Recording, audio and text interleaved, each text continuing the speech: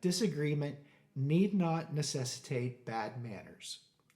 We have way too much bad manners and not nearly enough listening to one another and trying to discern what the other person is actually trying to say. My name is Dr. Daniel Gordon, and I am the Director of Choral Activities at Southeastern University. We did a live performance in April last year, sang with masks on, did the whole concert that way, and people were in tears afterwards because they needed to hear that live music. So I believe that we are not just valuable, I think that we are a necessity. I think we're absolutely urgently needed.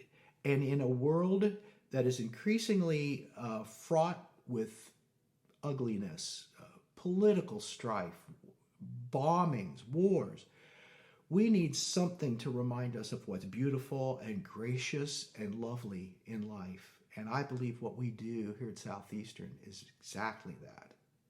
These kids we really adopt. They become our kids. We really care about them. We care about what happens to their future.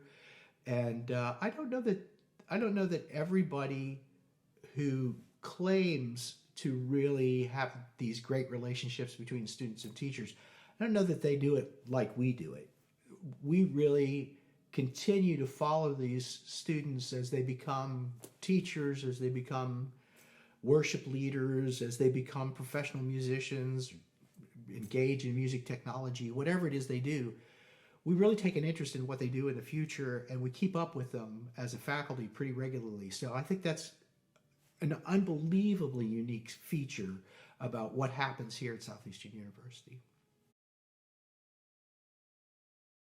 First of all, I don't think I chose music for my career. I think music chose me for the career. I just think that I am doing exactly what God put inside me to do. And my story is that when I was 14 years old, I have an older brother who was also a choral director.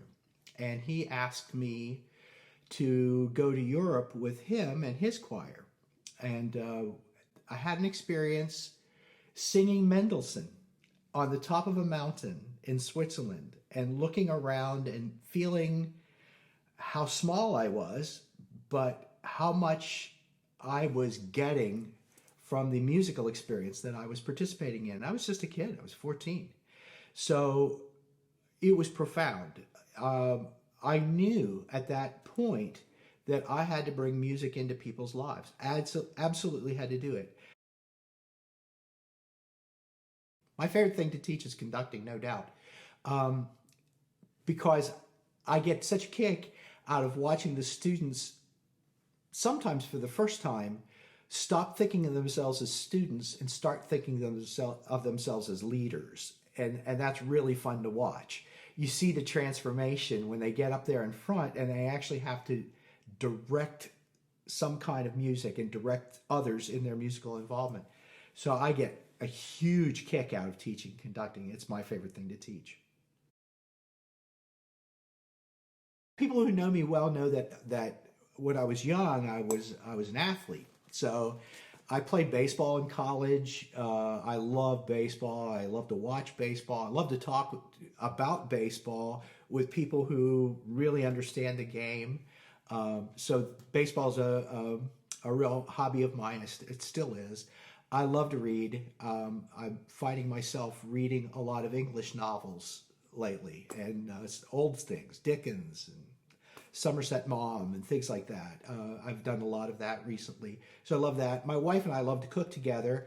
I'm basically the sous chef. She's the boss. She knows what she's doing, but I love to do it with her because that's something that we do together and really enjoy.